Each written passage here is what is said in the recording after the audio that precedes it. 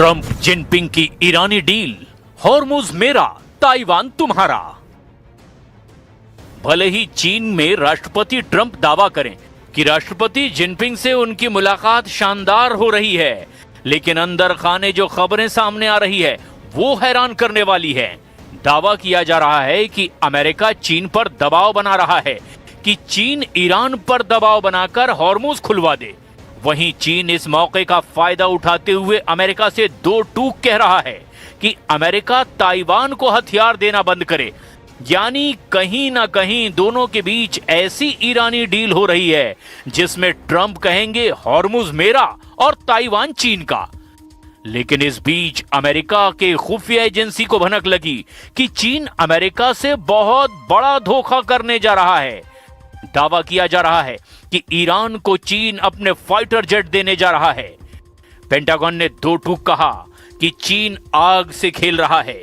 खबर आ रही है कि चीन ईरान को अपना सबसे आधुनिक जेट विमानों में से एक J-10C और शायद J-20 स्टील्थ फाइटर लड़ाकू विमान देने की योजना बना रहा है ताकि ईरान की पुरानी हो चुकी वायुसेना को बदला जा सके। यानी रूस के बाद चीन ऐसा दूसरा देश होगा जो ईरान को घातक हथियार देने जा रहा है। ऐसी स्थिति में विशेषज्ञ साफ तौर पर कह रहे हैं कि ट्रंप ईरान पर दूसरे राउंड का हमला करने से पहले चीन से वायदा लेने की कोशिश में हैं कि चीन ईरान की मदद नहीं करेगा। हालांकि ट्रंप ने दो टूक कहा है कि अब ईरान को या तो समझौता करना होगा या फिर उसका सर्वनाश होगा। इधर खबर यह आ रही है कि इजराइल यूएई के साथ मिलकर के ईरान पर बहुत बड़े पैमाने पर सीक्रेट हमला करने का प्लान बना चुका है। मोसाद और सीआईए की रिपोर्ट से जो इशारा मिल रहा है कि ईरान पर हमला इस बार इस तरह से होगा कि उसे पलटवार करने का कोई मौका ही नहीं मिलेगा।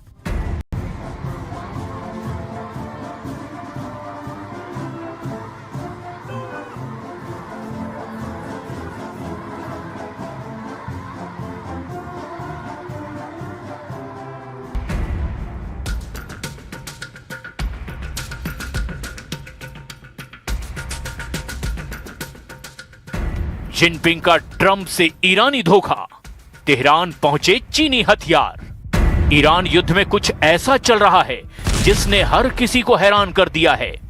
अमेरिकी राष्ट्रपति डोनाल्ड ट्रंप ने कहा कि ईरान के खिलाफ जारी जंग अमेरिका हर हाल में जीतेगा। चीनी दौरे के दौरान ट्रंप ने कहा ईरान या तो समझौता करेगा या फिर खुद तबाह हो जाएगा। लेकिन सवाल ये उठता है कि कैसे हॉर्मुज पर ईरानी पकड़ रत्ती भर भी कम नहीं हुई है। इधर ट्रंप ने जिनपिंग पर दबाव डाला है कि हॉर्मुज को किसी भी कीमत पर खुलवाना है। जो खुफिया रिपोर्ट्स आ रही है वो हैरान कर देने वाली है। जरा देखिए कैसे ट्रंप के लिए चीन का दौरा नासूर बन सकता है। चीन द्वारा ईरान को बड़े पैमाने पर हथियार बेचने की तैयारी को लेकर मई 2026 में कई गंभीर खुफिया रिपोर्ट्स और दावे सामने आए।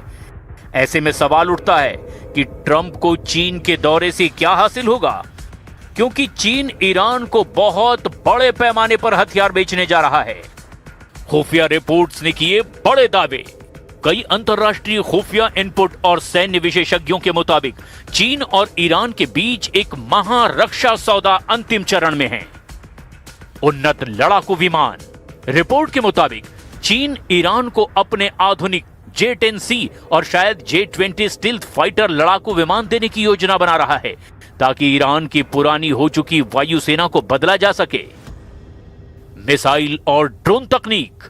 खुफिया दावों के मुताबिक चीन ईरान को हाइपरसोनिक मिसाइल तकनीक और उन्नत स्वार्म ड्रोन सिस्टम की सप्लाई करने की तैयारी में है।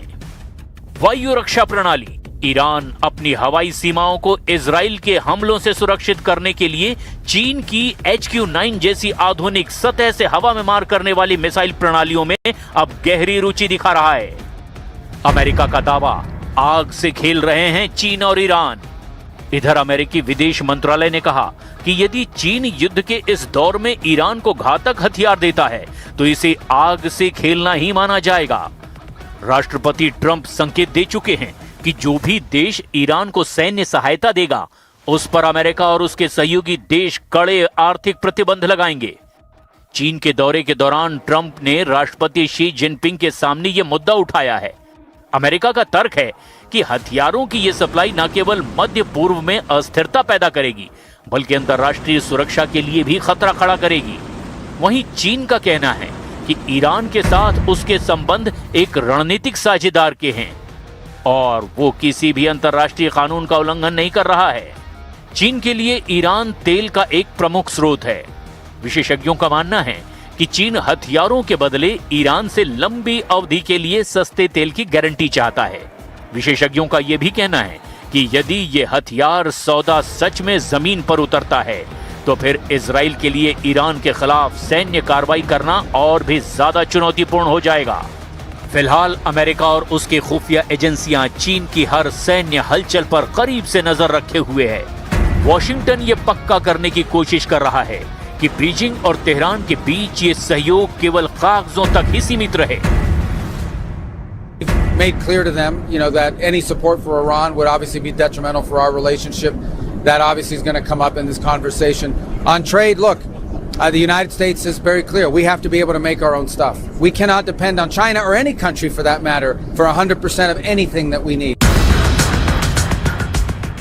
वहीं दूसरी तरफ अल जजीरा की रिपोर्ट के मुताबिक अमेरिका ने 74 दिनों की जंग में अब तक कम से कम 29 अरब डॉलर खर्च कर दिए हैं और ये रकम सिर्फ हथियारों या सैन्य उपकरणों पर खर्च नहीं हुए।